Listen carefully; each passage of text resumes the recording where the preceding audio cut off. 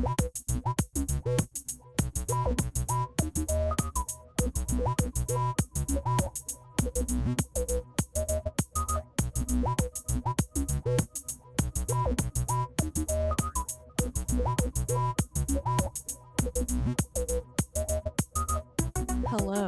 and welcome to episode 206 of the Book Wars Pod. We are. I know. Every time, it's whatever. We are reading Eye of Darkness by George Mann. We're just discussing chapters 15 through 29. This sure is a piece of literature that got published by a major house, and some of us named Kate are reading Eye of Darkness by George Mann against their will. I have a lot of feelings about this man's prose style, which I will not get into at this very moment because then it will become the whole podcast. What happened? This man's prose. Yeah. What are we drinking? I just have tea because I am a low energy motherfucker. Work is a nightmare right now and has been since the beginning of the month, and it will continue until like past my birthday next month. So you should be drinking that tea is what I'm hearing. I've had like 2 migraines in the past 2 weeks. I don't I cannot help with that. Okay, I will allow the tea. Yeah, thank you. I appreciate that. We are doing a lot of other things that are extremely legal in Colorado on the weekend, though, so that's fine. What you got, Burb? I am not drinking tea. I am drinking beer. Because work has also been a nightmare for like months now. And it's almost fiscal year end in Oregon, and all of my clients at work are on that timeline. So I'm not gonna work. I'm gonna be fine now, but in like 2 or 3 weeks, I will be drinking a lot more beers after hours. Mm-hmm. But today I have the aforementioned beer. It is unsurprisingly from our friends down at Breakside, here in Portland. I am drinking a tropical pale. And I was told to elongate this section, so I pulled up the description. I will not read all of it, because it's like paragraphs. What do you mean paragraphs? I went to the website, and it's just like... What the fuck? There's a lot. Why does this beer have its own like fucking biography? Let me see if there's anything on it. Ugh. Shush. Just some shitty AI art. Okay. It's a tropical pale, so it's a pale ale. It's 6.1%, and it's got like some really good flavor profiles. It's not like bitter or anything, but it's real strong on obviously the tropical fruit. The ones highlighted here are pineapple, guava, and tangerine. It is very good. It is one of my favorite beers that they do, and Breakside pretty much only does good beers, so we are enjoying. Man, I've certainly never had a bad beer when I visited, so yeah. Devin, what do you have? I finally refilled my stock of non-alcoholic wines, so I'm drinking a Cabernet Sauvignon, or however you want to say that, and that's fun. You nailed it. Also, I have a fun little story that I'm not going to remember perfectly because I was really, really high when it happened, but it seems right. I mean, that's when all my fun little stories happen. I don't remember what I got frustrated about. I think it was something that I was watching with a couple friends, and I decided that I was just going to start mixing, I think it was like Coca-Cola and red wine, and it turns out it's the best goddamn drink I've ever had in my entire life. Oh, it's delicious. Yeah, I've heard that's great. Yeah. I'm not a Coke person, but like, so I haven't tried it, but I've heard it's actually delicious. Yeah, it's really good. Do you know what's better? You can't get the same effect that you can like in Europe, but you can get close enough, because like in Europe they're like lemonade is like lemon lime Fanta kind of like it's somewhere between like a Sprite and a lemonade, and do that with wine. Okay. You can do red or white; they're both very good. In Portugal, you can buy it pre-made, like in little. Oh my cans. god. That's brilliant. Tinto di Drop, like, Verano one is piece the of red fruit into it, that's just version. sangria at this point. I'm so Yeah. excited about this. I'm gonna get real wine for this. Hell yeah! Yeah, Thank you, Verb. Yeah, it's big in Spain and in Portugal. All right then. Nice. Well, you know. Would recommend. I've done it. I've done it here with Sprite, and it's been like close enough. Nice. I'll do it and report back to y'all. Please do. What if you do it with McDonald's Sprite though? Then you'll die. You will see through time. Right, I was gonna say, you will actually see God. You're gonna see the time knife. That's what's gonna happen. I think that's just astral projection, sir. I don't know what to. Oh man, that's true though. Chris, do you even have anything? I am drinking water because I went for a run. Health. Gross. Yeah, it's bad decision. Have you considered a beer? I mean, it would have been a better choice for sure. I read once, like 10, 15 years ago, that like it's actually good to have a beer after a workout, and I'm like, I am not going to question this. I have actually heard that. It may still be apocryphal, but I have heard it. That's why I always have a beer after I mean, if you're drinking a dark beer, it has all the nutrients you need to live. I was gonna say, the temperature dropped a little bit yesterday, so it was like in the 70s instead of in like the 90s. Mm-hmm. And I did get like a little. I went to Breakside after the gym, and they have their Black Swift Stout on, which is kind of like a really easy drinking, like 6%er. So I got all my nutrients. There you go. I love that for you. No.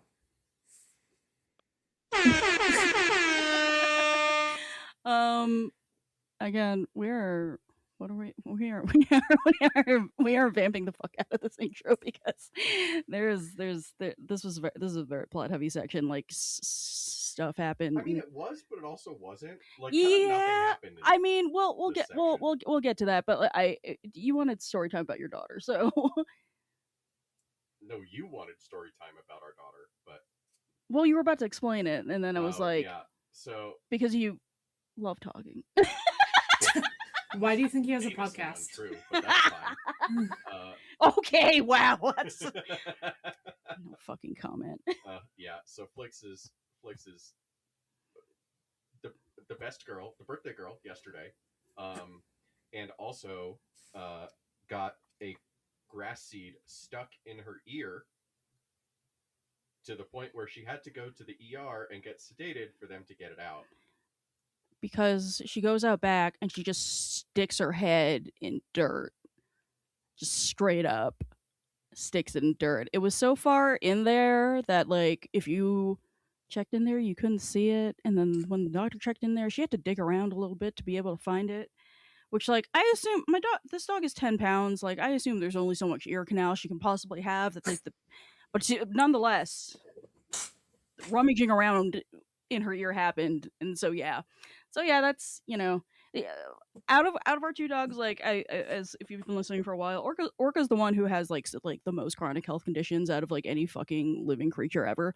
And Flix is like perfectly happy, healthy, bouncy, whatever, but she gets weird problem. So there's this, and then that time her butthole fell out. So forgot about that one. Both things that have happened. Yep. To be sure. Yep. So, yeah, that was our weekend. And if you're... It was like, what do you want to do this weekend? And then Flix just comes in yelping. Yep. And I'm like, well, guess I know what we're doing today. Literally that. Also, if you're like, what do you mean her butthole fell out? I'm telling you, it's what it sounds like her butthole fell out.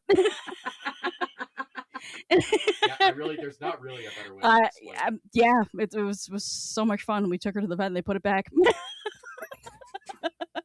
And that was that. I feel like that's probably gonna be the title. Have we not talked about that on pod before? I feel like we have to. Maybe we didn't tell the story. Oh, I don't know. Or is that an off-pod conversation? Maybe an off-pod conversation. Okay. Which I don't know why we decided to do that. It's such a delightful story. Truly. This is. Imagine dealing with human children. Oh my god, this is why we have so many Nope. listeners. I was just talking to my friend whose 3-year-old just won't stop falling out of bed and hitting his head on the bed, the bookshelf next to his bed, the floor, like any old thing, like on his way down. And I'm just like, oh He's god, bouncy. He's fine. he's probably got a TBI. I don't know.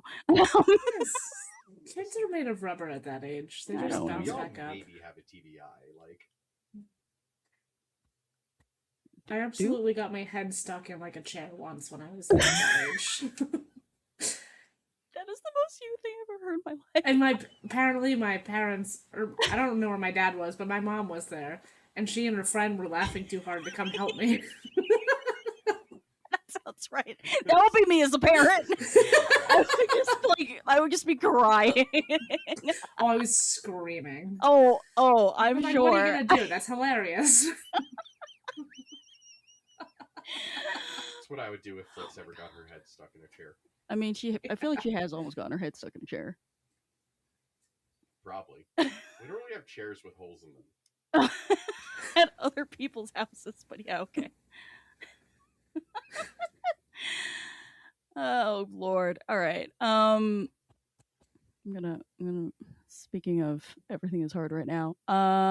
So our cause for this book is Vote Riders. You can find them at voteriders.org. Their mission is to eliminate ID barriers to the ballot box so every eligible voter can cast a vote that counts. So they do a lot of informing communities about ID laws, equipping partner organizations to expand voting access, advocating for pro-voter policies, and providing free one-on-one help to individuals to secure an accepted form of ID to vote. So please throw your money at them. And if you are like me and you have no fucking money right now, they have many volunteer opportunities, including virtual ones where you don't have to talk to people, which I know is very important. Too many, including myself. So listen, we love text banking. You just hit the button and take them off the list if they cuss you out. That's great. That's all. Primary season's a fucking nightmare this year. Oh my gosh, it's yeah. Also, if you still have a primary coming up, you have a general coming up, please go out there and vote. If they are allowing you to, because everything is on fire. And yeah, primary season already is a fucking nightmare. I'm just sitting here staring at my Colorado ballot and just being like, every choice is horrible and I hate everything. There's just so many old white men, and I want them to go away. If either Michael Bennett or Phil Weiser is listening, you both fucking suck.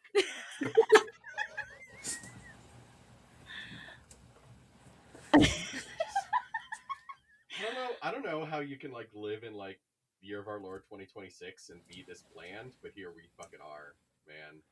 They're just yeah, just a lot of lukewarm takes, and yeah, milk toast talking points. I was literally gonna say positively milk toast.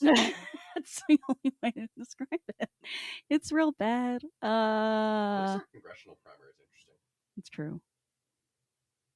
One in a row. We have any Denver people who are listening, and this airs before June 30th. Vote for them a lot. Yay.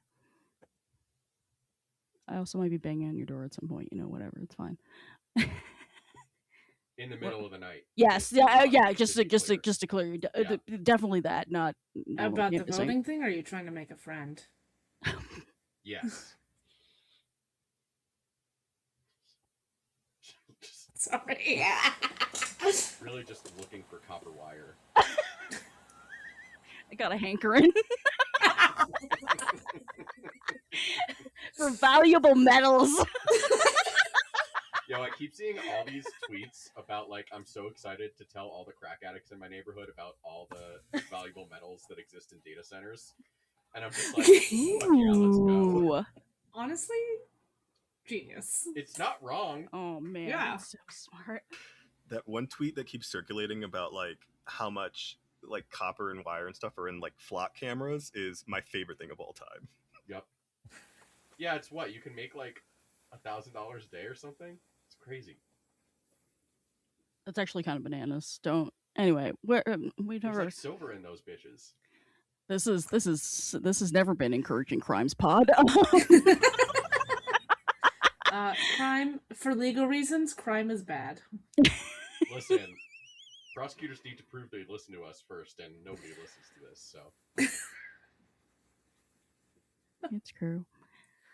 3 people listen to. We know of 3 people who listen to this. To be fair, and that's we appreciate all 3 of our listeners. Also, sorry.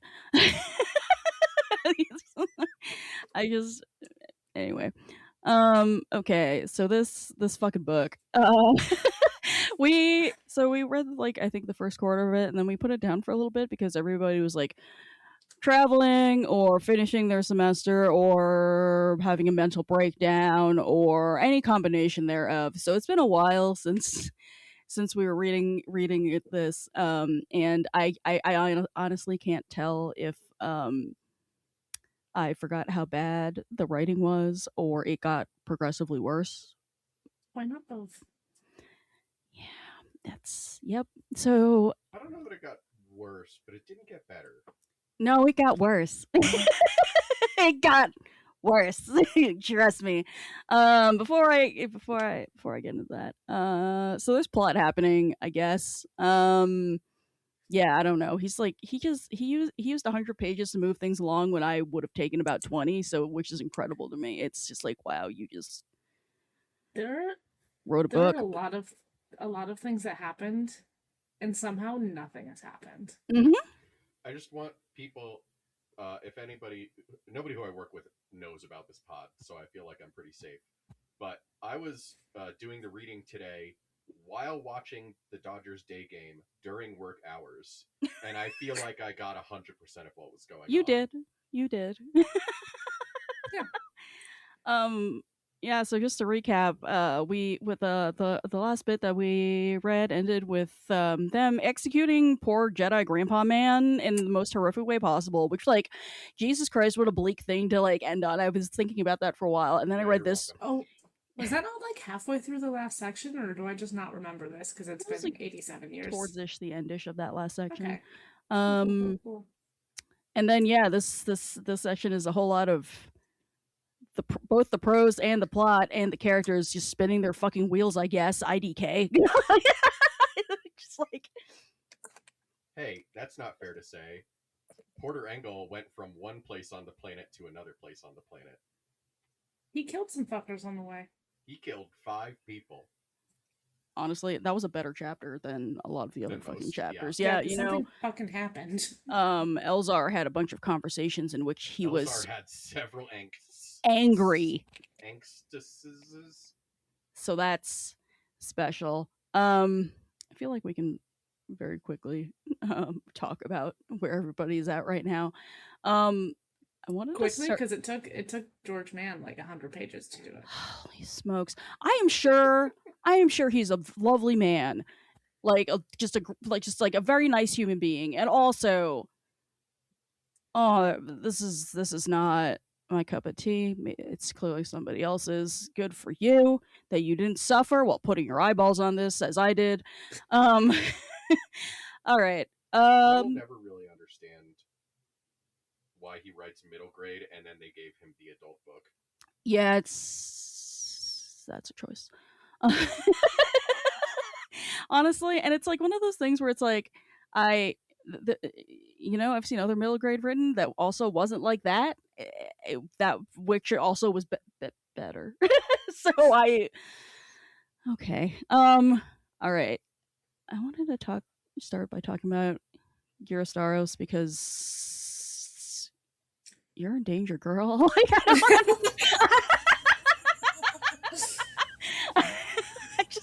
I don't know. So I think there's a couple ways we could read her just absolutely fucking fumbling her life.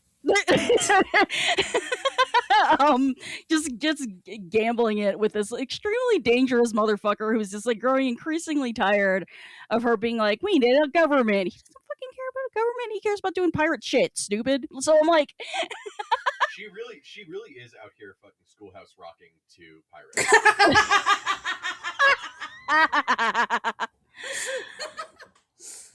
like, I can't tell if she is too smart for her own good and thinks that she can, like, handle Markian, or if she's been bamboozled by Dick, or, like, or something else happening. I just, like, I don't think know she quite thinks how she to can yeah. do it. Yeah. I think Yeah. I think that she thinks so highly of herself Mm-hmm. that like she can fuck him into believing her. Hmm. And I don't understand how people operate as a concept because of the aforementioned autism. I certainly don't understand how, like, I assume she is straight, but I'll expand this to anybody who has sex with men. I don't think that's how that works.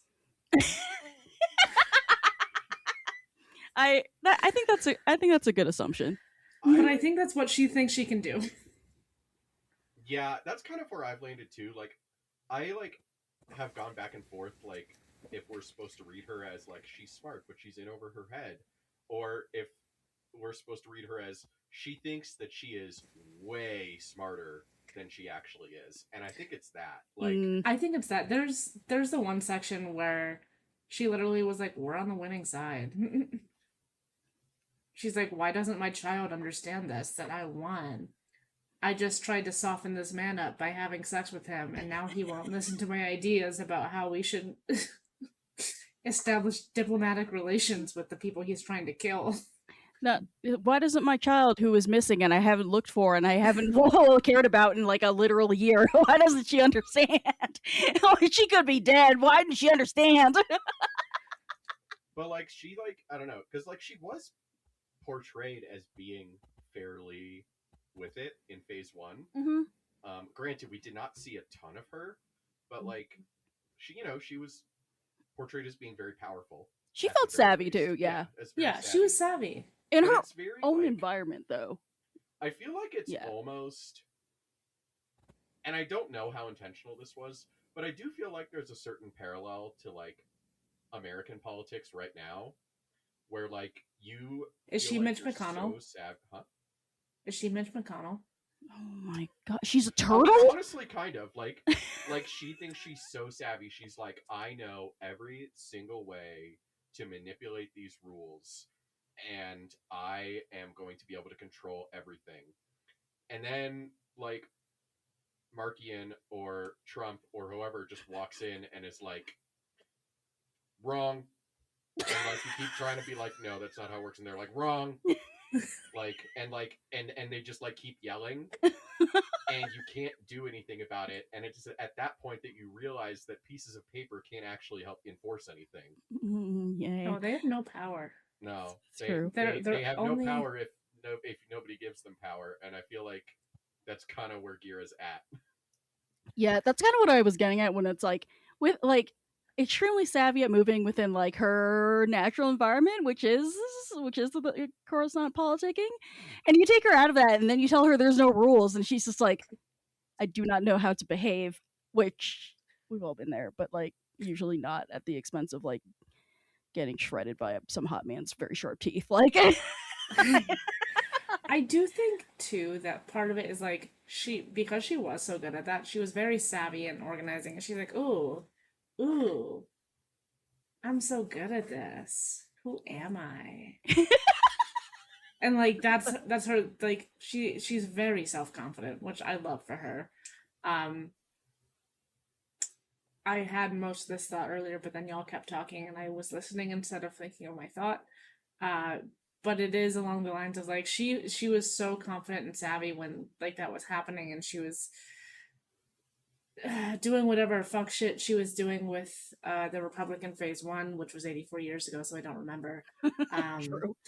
But like when shit hit the fan, she was like, I can still do this. And it's like you said, Kate, like, no, you're out of your element, babe. Like she is like very much out here like telling herself that she's playing like 4-dimensional chess, and then she like makes a move, and then Markian just like fucking kicks the board over and shatters it. Okay, but Markian also like Marta Rowe kind of invented 4-dimensional chess, so like that's part of the problem. Did she? I don't know. Like, well, Bitch. I don't. I don't think I I think agree with Marta was that. playing checkers poorly, and just like I the other think person dropped dead. I think I think Marta was like, but you promised me that I could take this checkers piece. And then she got mad and she also kicked over the board. but the roof, like, well, I say that because Marta's whole thing, you know, as we read in that short story, is she wanted to leave a legacy. This has been generations of Rowe family just sitting around and plotting about how they were going to kill the Jedi. That part is fair. That part is fair. I'm not saying she was good at four-dimensional chess. I'm saying she did a thing. That's fair. I would say the Rows are more strategic than tactical, and they kind of don't give a shit about tactics. And what's the difference? Oh, my friend. No, really, this is a real question. Strategery is what you were about to say. Which one is strategery? Which one is strategery? To me, at least, let me know if others feel differently, but strategic is overarching goal and like long-term big steps. How do you get there? Tactics is like the incremental small things that you do in the margins to make it happen. So like strategy is to keep with the political analogy. Convincing white people to vote against their own interests. Yeah, like the strategy is like I'm going to get fucking assholes elected, and it's going to mean that I don't pay taxes, and that's how I'm going to not pay taxes. The tactics is we're going to tell white people that black people are stealing all their money through welfare, and then they're going to be fucking beholden to us for generations, and it's going to become a whole thing where they'll just do whatever we tell them to do because they're that fucking stupid. I'm about to pull up the dictionary for real. Ronald Reagan ruins the time for everybody. Oh my god, tell me about it. I'm pulling up the dictionary for real because I'm like I will say, when I was a kid, I was very much... Sorry, you go. I don't think goals and strategy are the same thing, which is basically what you said. So I will say, when I was a kid, I was very much like, oh my god, my mom's so annoying. Everything in the world can't possibly be Ronald Reagan's fault.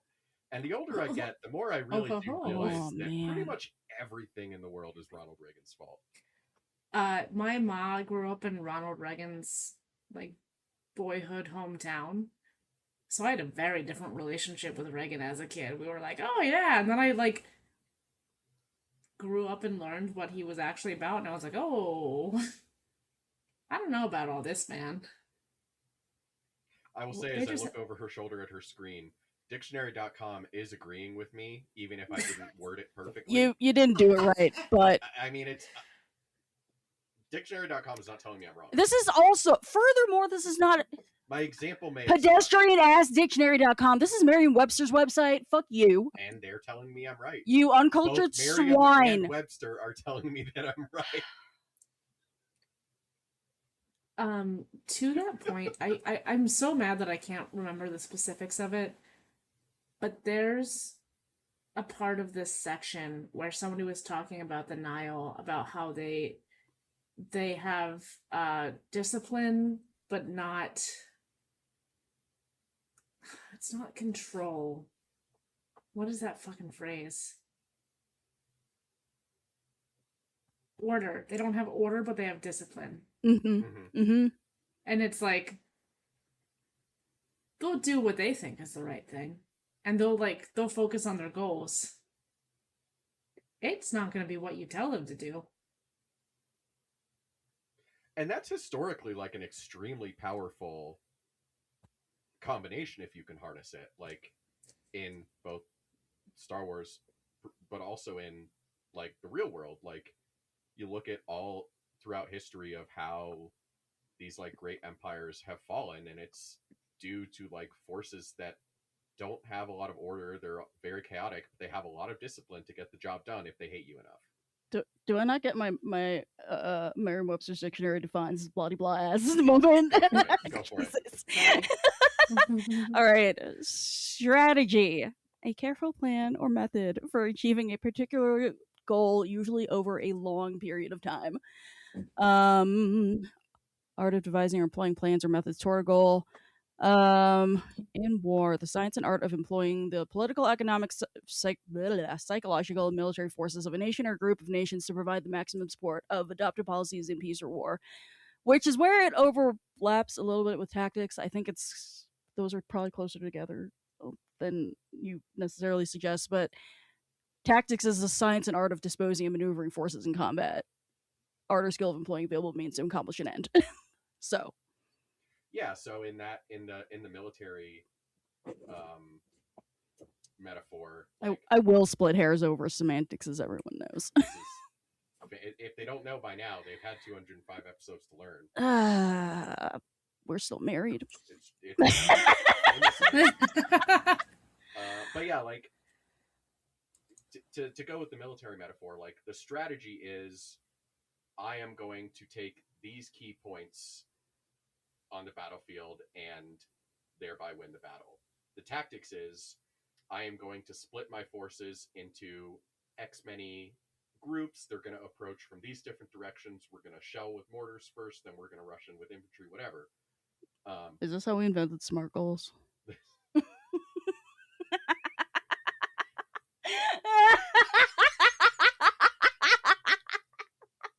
I don't know what the fuck you expected from me. You're the way you just looks like you want to die is really good right now. That's what it is, though, right? Right? Not answering that question. Right? Yeah. All right. Not dignifying that with a response. I'm right, though, right? Anyway, you were saying something before I decided to read from the dictionary. No, it's fine. No, but like, I feel like we're pretty much on the same page. Like, Gira does not. So we were talking about Gira, right? Like, she does yes. not, Yes. She doesn't have a good grasp, I feel like, on either tactics or strategy at this point. Like, I feel like her strategy is like, I am going to increase my portfolio as Minister of Information or whatever the fuck she titled herself. Not portfolio. She's just brushing up her resume out here. Oh my God. That's how. That's no, what she thinks. I know. That's why she has SMART goals. Timely. Don't get murdered. Murdered today. But also, like, tactically, she's like, every sentence that she utters, she's like, I might die. But also, like, I feel like in her head, she's like, I'm not going to die. I'm too smart to die. And in fact, I don't think that's true. Womp womp. Great. Other people who are stupid enough to die. Elsar's just out here being sad and angry forever and ever. I think horny. Oh, so horny. He's just like all the time. The way he's like in a fucking elevator, just being like, I wonder if Avar would like my beard. I just wanted to reach through the book and hit him very hard. Like, I was like, are you fucking kidding me? During the first episode, I said I opened up to chapter 1 and I was like, oh Jesus, it's Elzar right away. So like, I go put the book down for several weeks, come back, open the book up to start reading for this section, be like, oh Jesus, it's Elzar right away. I just love that, like, God. In the middle of him trying to get the Jedi Council to, like, do whatever fuck shit he wants, he's like, we gotta attack this invisible thing and kill lots and lots of people to try to do something. Do you think she thinks I'm cute?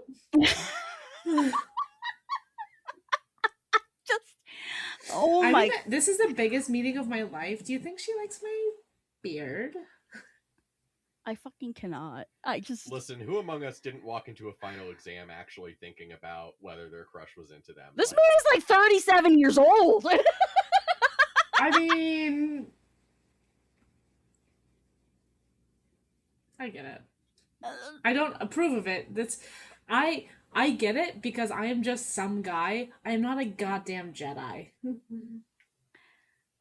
Yeah, I am not in charge of, like, saving the galaxy. I'm just trying to get through, like, I don't know, trivia, I guess. See, honestly, it's really funny. I had a different joke for this, but like, it's honestly really funny that you say that because as people who have lived in Washington D.C., I feel like we Don't have recommend. all do not 0 out of 10 Oh, I do not do. recommend. I feel like we've all had that experience of like meeting the people who are like literally writing the laws and No. they're fucking morons. They're so stupid. They're Like, so They're stupid. literally like the last place trivia team at your local Irish bar. Oh man.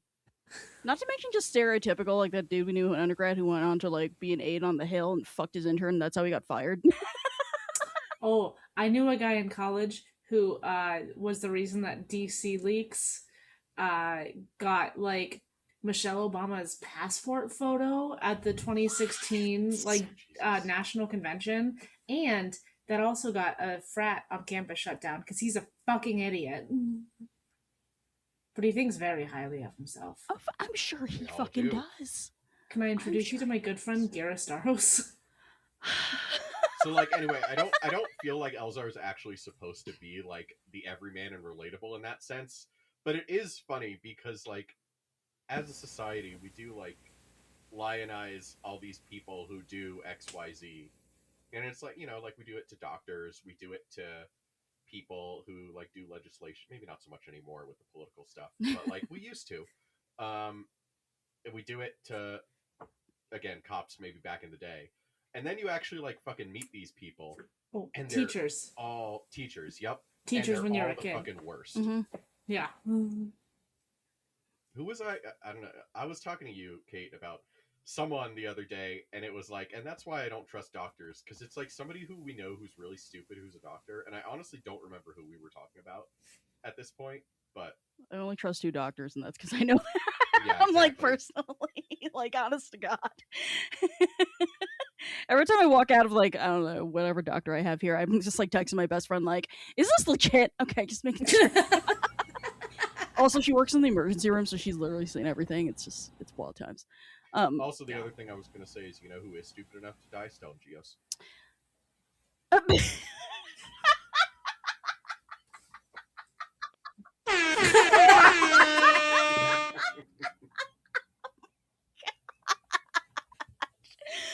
Oh my god! Listen, the other thing is that like Elzer's just walking around with like what would Stellan do on his shirts, and I'm just like, I need you to stop. I need you to stop, dude. Like, It's like, Elzar, you're not actually supposed to ask that out loud Mm-mm. every time. Like, you can say it inside once in a while. I think he said it like 5 times during that meeting with the council. No.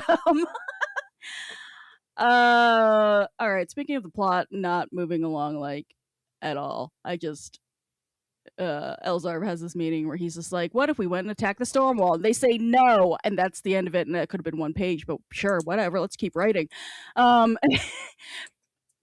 Bella and Buryaga are out here just doing fucking search and rescue shit.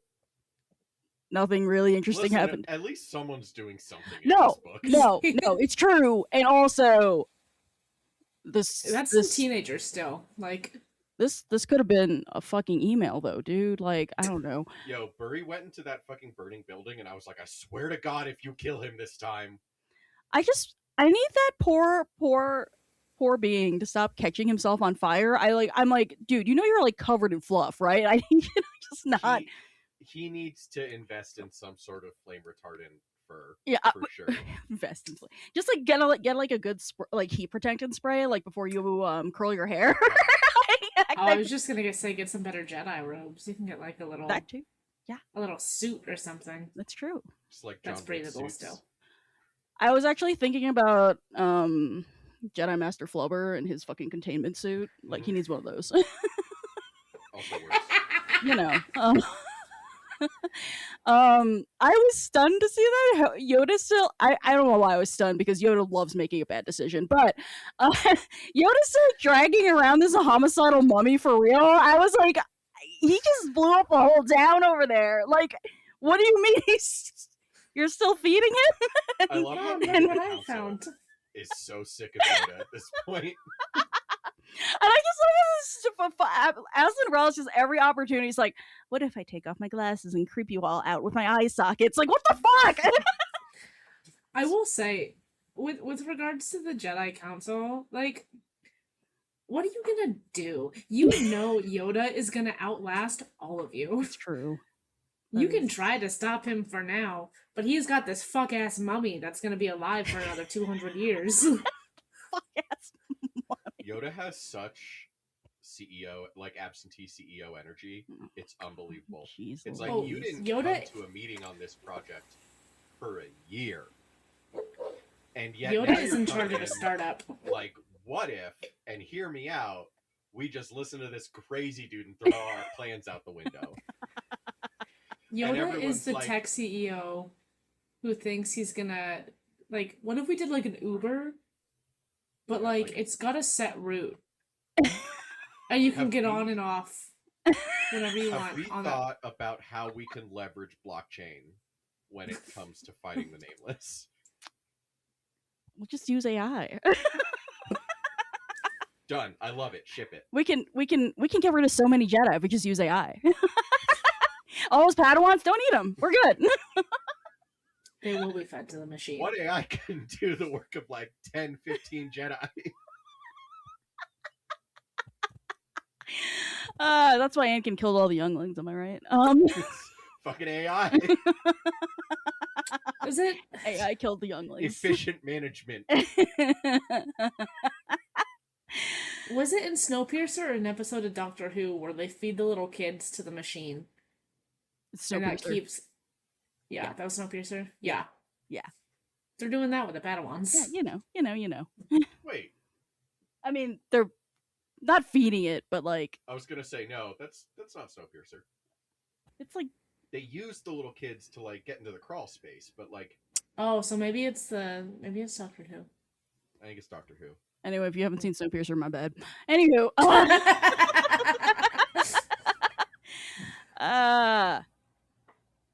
yeah. Do. I at the same time I love the Jedi sitting around and being an active like, what are we gonna do about this? I don't know. They're just talking and talking and talking. Like, Elzar's like, can we do this? And like, one, no, stupid fucking idea. You're gonna kill so many people. And like, I do kind of get where they're coming from, but the Jedi Council, as we have fucking seen through every goddamn phase of their existence that we have access to as consumers of media, they're like, what if we sit here and talk about it for a while? We're really doing all that we can, and it's like, oh, speaking of political metaphors, it's a goddamn Democratic Party. We're doing all we can. I was gonna say there's a lot of committee meetings happening. There's smokes. we had a meeting about it. It is interesting though, because like on the one hand they do have big we've tried nothing and we're all out of ideas energy, but also like there isn't actually a lot they can do in this situation with the information that we/they have access to right now. Because like No. they have told us why we can't actually destroy the storm wall.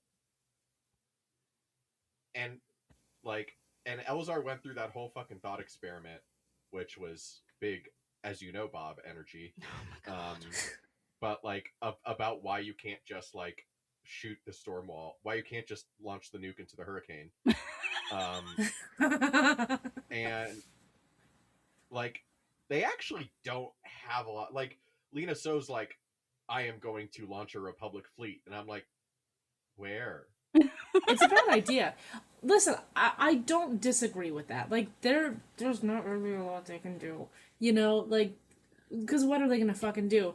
But it's the resistance to any idea that gets me. Like, listen, we just saw the mummy blow up a city, apparently, at some point in things we've read that I don't remember, but that got mentioned in the book and also It here. was a comic, so that's why you don't remember. Okay, that sounds right. Sorry, Dad, as usual. Yoda came home like, look what I brought. And they're like, we actually said no after this mummy blew up a city. And the mummy's like, I have ideas. And they're like, Your last Fuck idea was you. blowing up a city. Can't emphasize that enough. Also, I can't emphasize enough that they sent Baby Wreath back to the library. I mean, to be fair, Baby Wreath probably sent himself back to the library. I mean, yeah, yeah, that but was- it's like he start- volunteered for that. talk about going back to square fucking one. Wreath can do all this cool shit now, and it's just like I'm gonna go back to the library. The aforementioned autism. It's the resistance to everything, which, like, again, there are fair points as to why they're saying no to things here, but it's just something that we see literally across every era, where it's like, aren't you supposed to be like the best and the brightest?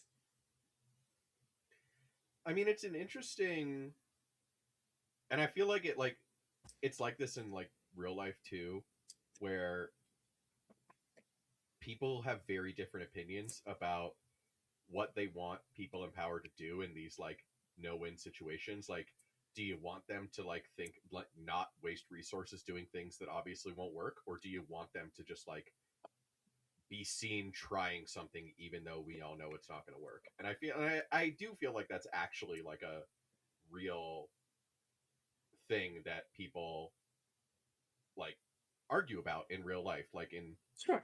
again in politics. Like, I mean, the Democratic Party is long ago past the point of you are actually useless. But like that used to be like an actual thing. It's like, why aren't you like doing more, like introducing random shit that will never get passed? And it's like, because like that's time that gets wasted and it's meaningless. So like it's not a perfect metaphor for today, but it used to be a like a thing that people would argue about. Hooray. Remember to vote in your primaries. Remember to vote in your primaries. Yeah, that's true. Speaking of trying things and they're not working, here's Ava again. This is I feel like her bits were actually kind of the most interesting to me, just because like we were just tearing apart her entire fucking identity, and it is so delicious. Like, my favorite part of this so far, which sounds kind of, which is gonna sound kind of fucked up, but when she makes that grain shipment, she's like, I did a good thing. Here's my good deed for the day. I can feel good about myself. I'm a real Jedi. Da, da, da. And the lady's like, all right, so when's the next one coming? And she's like, what? And she's like, this is going to feed people for like 2 fucking weeks because it is one medium-sized hauler full of grain, and we have many people on the whole fucking planet that is being blockaded. And she's just like, oh my god, logistics. She's a Avar's an in the moment kind of girly. She always has been. We are watching her learn in real time that she cannot girl boss her way to victory. I mean, it's true though. I will give this to George Mann. This was a smart move to have it be specifically a grain shipment after what she is able to do in light of the Jedi, with saving Hetzel and it being like the breadbasket of the galaxy, etc. And now she's like, here's 2 boxes of grain. This is the best I can fucking do. Please don't look at me. Like, I felt like those bits, at least plot and character development wise, were well done. In other ways, not so well done. I did really like one thing about her plotline too, when she was like talking to the people on the planet, and they were like, "Oh, actually, we're kind of like a religious thing." And so, first of all, I was like, "The path." And they're like, "Actually," she's like ready. She's like, "Okay," like thinking on the spot. Well, can you plant some of the grain? Like, I can still help. And they're like, we actually picked this planet because you can't really grow things or else it'll kill all of us. And also, we're morally opposed to planting things. This is Cult Wars Pod. As always. Which one? Fucking wild. I have so many thoughts and opinions on that we do not need to get into, mostly because they're not formed. But Avar is just like, huh.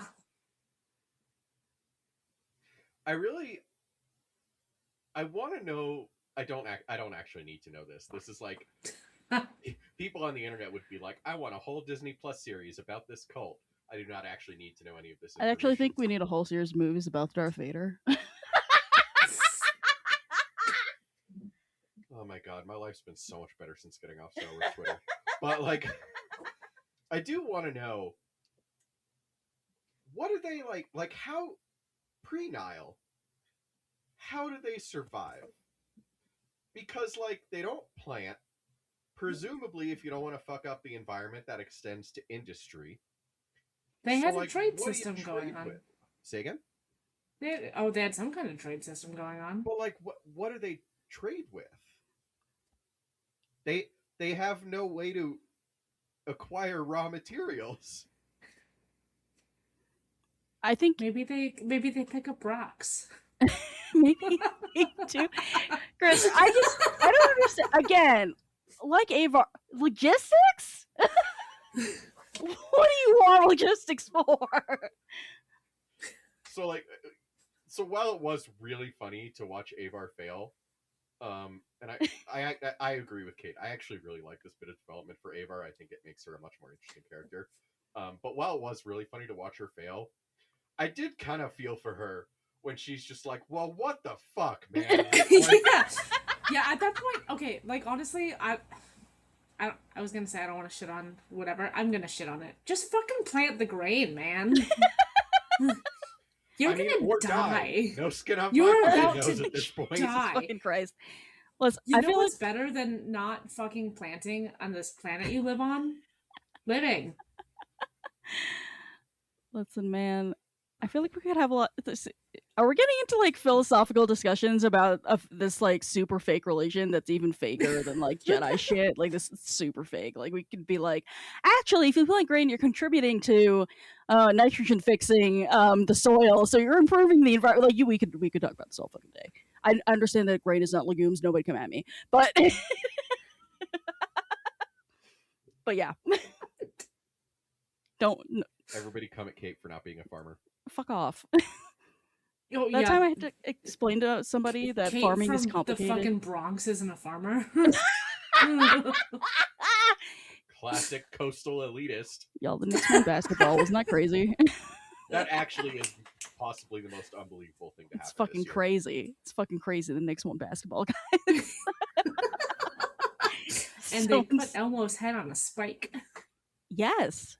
We don't grease the poles in New York, but we probably should. It's fine. It was fine. Barb, I see you added this bit about Shrike who's gay for her boss. I just thought that was funny. Oh yeah. Like I don't know if I was supposed to clock like in the first section or like her first chapter in this section that she was like dressing up like her boss. Until she got to like the internal monologue where like everybody thinks I'm too into her. And then at the end her boss is like, I'm flattered, but like you gotta change your style, babe. This is weird. Alright, so alright, I can't I was gonna say, Kate, we will give you now 5 minutes uninterrupted to talk about the writing. Holy fucking shit. Alright, listen, like I also enjoyed that and also was just like, I would love for you to do anything besides bad like dialogue like that's just like it's just so much explaining. It's just every page I'm just reading. It's like exposition is happening for sure in this book. There are no descriptions of things really. Like clothing would be helpful to know about. More descriptions of people's appearances, and I point this out because I get dinged for this all the time, but also body language, because there's so many fucking adverbs, and I'm like, you could also just let people's dialogue speak for themselves. They say you're not great at writing dialogue, so you can't do that. Yes, Burb. This is a philosophical question. Would you rather have this or only descriptions? Both make me want to shoot myself in the head, to be perfectly honest with you. The classic George J.R.R. Tolkien conundrum. Yeah, gun to your head. Which one? Oh my god. I mean, I guess this, because I've only gone through the first chapter of Lord of the Rings. Like Fellowship. I've only gone through the first chapter of Fellowship. At least I'm reading this. And just like reach with them, but holy smokes, it was like deeply distracting how just like corny, contrived, forced, and just like just like completely like just like they're like the prose was just it's like dropping a brick. into like barren dirt. Like I was just like, wow. Like I just like there's no virtuosity to this. I'm not convinced that you have written like you think for a guy who's written a whole lot of books that he would have a better command of language. That's not happening. People keep hiring to write things and I'm very confused. I just like, and again, I'm sure he's a perfectly nice guy, but oh my god, it's just like why are people explaining to each other stuff that they already fucking know? Why are we taking whole pages for people to have epiphanies that like are just like extremely like um like that are just absolutely unearned. I just like I want to kill myself. It's great. I hate this. I hate this man's writing. I hate it so much. It is. You touched on something that I also really. I don't. I'm somewhat ambivalent to George Mann's writing. How? I I was irritated the entire time. I was like, I had to read things over and over again because I kept getting so distracted by how shitty the sentence structure was. Okay? I mean, that's fair. I have lower standards.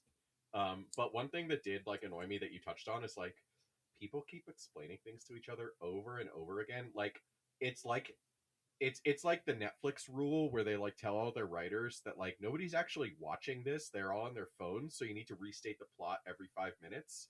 And I feel like every chapter they restate everything we know about that character so far.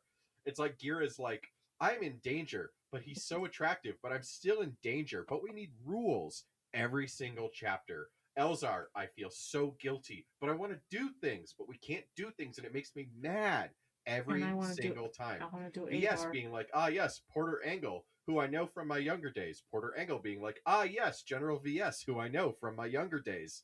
Like, it is a lot.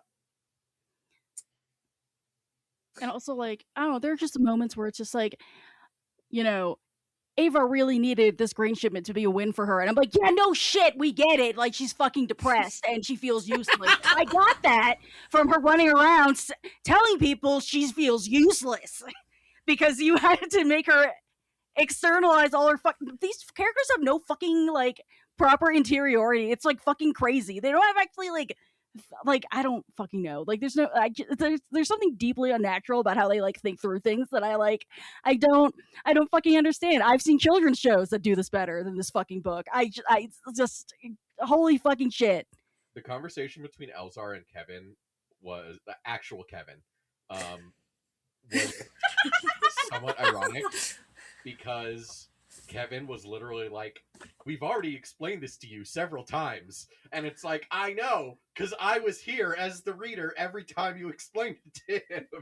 I will that was say intentional, but yeah, I will say I've mostly been fine with the writing, just like Chris, deeply ambivalent. Because I can get taken out by writing, and it hasn't happened to me a ton here, except for the part where they kept italicizing half of the shit Kevin was saying about like I understand, we've tried things. I'm like, and again, this is the crush of a bad writer is formatting. Just like, ooh, look at the font I use, so now you can tell that they're thinking of papyrus. Like, fuck me. Kevin's a patriotism ass motherfucker. She's like, oh, have you tried everything that's been said every chapter? And now it's in italics, so I pay attention. Deeply fucking exasperated by this. I don't think writing. This man has feelings. Kevin is a one-dimensional character who is just there for not even plot development. What's the word I'm looking for? To reiterate all the shit we already know. Exposition, yeah. No, this whole book is fucking exposition. And exposition, thank you. Yes. And expository dialogue, like holy fucking shit. That's the whole book. Like I just like all these people are flat as fuck. I don't appreciate as a reader being treated like a fucking idiot. And like I let me fucking infer or glean or understand any, like, let me enjoy like a pretty sentence, like, just like a flourish. There's nothing like that. It's just an info dump. It's an info dump. Okay, but you say don't treat me the reader like an idiot. You gotta understand this is written for Star Wars fans. Yeah. And Claudia Gray also writes for Star Wars fans. I know. Let me get my dig in, goddammit. I wanted to make a joke.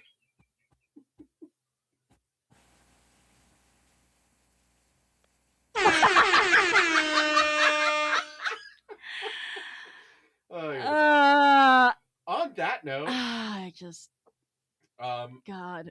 I do want to touch on whoever put someone tell me why there's so many goddamn characters. Yeah. Why are there so many fucking characters? It's too. Listen. I like it when we have the books that have like a number of characters and you get to like see a couple of different opinions on things. There were like 6 to 7 different points of view in this. And beyond that, we have the other people around them. In this section alone, we had Elzar, we had Avar, we had Porter, we had that fuck ass reporter who I do actually like. We had Gira, Markion was there. We had fucking Lena So. We had Bell. We had Burry. We had the fuck ass Shrike and her boss she's gay for. That's too many. This is something that I agree with, and I think it's rapidly at this point in the writing becoming an issue with the High Republic. Like, I think Phase 1 was much tighter, and then we got to Phase 2 and it was a whole bunch of different characters, and I've gone over my kind of issues with Phase 2 at length, and I'm not going to reiterate them here, but there was a lot of, I think, superfluous characters in Phase 2, and now we're in Phase 3 and we have to keep track of everybody who didn't die from Phase 1, which is actually most of them. And also everybody new that they want to bring in, because you can't just have old characters, because you need to make it like interesting, which I don't inherently disagree with that, but it's just a lot of characters. Sure, but my thing is, you can have all of these characters. That's how being a person works. That's what like a whole universe is like. But you one can't in a row for have George Man, but yeah, go on. you can't you can't have all of them be like your POV characters. Like, you gotta take a couple of them, tighten that shit up, and tell the story. And it's ironic because that's generally what you would like, having your characters that like are just there for plot is like generally how you would like work more characters in and like have them do things like exposition and things like that, except every character's doing that. Yeah, like the reporter, like I said, I really like her as a character. I think she is a good person to have as somebody we see the story through. We don't need everybody. We don't need Markion and Garastaros. And VS and Baron Bulin and Shrike. And Shrike. Dude, I didn't even get to the secret fucking messages like the reporter's been sending out because I was so fucking distracted by how mad I was about the pros. Okay, this is how bad it is to me. It's fine. We just have half this fucking book to read still. I feel like something, now that I'm thinking about this a lot, something that we saw at the end of Phase 1 was the way that they kind of dealt with the fall of the Starlight Beacon. We got everybody's actions around it. We got all their stories around it. That was spread out over like a lot of shit. Why couldn't we do like a book that's inside the storm cloud and a book that is outside the storm? I mean, I understand why, because you do want both perspectives, but that's what they did in fucking Phase 1. Why aren't we doing it here? This book could have been an email. It also could have been 2 different books. They're going very, very broad with it, and that doesn't make a good story. Yeah, I do think it's... That's the point of having a whole High Republic's like overarching series. It's the broad view. This one, of all of the like mainline books that we've read so far, reads the most like a Wikipedia article. And I love Wikipedia articles. I was thinking about that a couple minutes ago. I was like, I love exposition. I love to read shit, but not in a book. I was gonna say, like, that's not a narrative. That's just... Yeah, I want to read exposition when I want to read exposition. This is a book. Something should be happening. what is this? The Ahsoka episodes of The Mandalorian? I was gonna say, Alright. the Phasma book where they're just Holy fucking shit! Don't get me started. He's going straight to the bottom with Delilah Dawson. I swear to God, I've had it. Yeah, I like the posts on the Star Wars books Reddit sometimes, and every time somebody is like posts anything about the Phasma book, I'm just like a little part of me dies every time somebody new discovers that book. Anyway, on that note, thanks for listening to episode 206 Book Wars Pod. Next episode, we're going to be continuing with Kate's favorite book, The Eye of Darkness. Ooh. I would rather read the fucking book about Luke eating the fucking noodles or whatever the hell fucking shit you were telling me about that one time. Anyway. I mean, that can be arranged. That book does exist. See, now that you said that, I'm going to make you read it, and then we're going to make you report on which one was worse. Great. I love a book report. You famously, like, went to English college degree. and grad school for them, so... next week, we're reading chapters 30 through 49. I also love getting divorced. If you have the means, first and foremost, donate to our divorce legal fund. Secondly, donate to Vote Riders at voteriders.org. And then, after all that, donate to the Tasha Station Radio Patreon, as it helps us cover our hosting and production costs. You can also give us coffee. And doing that helps keep Argos, Blue, Flix, Magenta, Merly, Orca, and Tony fed and sheltered, throughout these tough times. Also, medical emergencies such as buttholes falling out. And or grass in ear. It's like a big ass foxtail. It's like a whole fucking... The worst part is, this has happened to my dogs in the past. Like, when I was growing up, one of my dogs got a foxtail up his nose, and he also had to have fucking surgery to get it out. Did his butthole fall out? His butthole did not fall out, famously. So really what I'm saying is lawns are terrible and grass is the worst, just overall. Our theme song is Whiz Bang by Paddington Bear. Our logo and artwork are by Joe Terror Design, and our audio and production are done by soon-to-be Dr. Producer Devin Keys. From all of us, Kate, Devin, Miranda, Rana, the aforementioned animal children, thank you for listening. I'm Chris. We'll talk to you next week.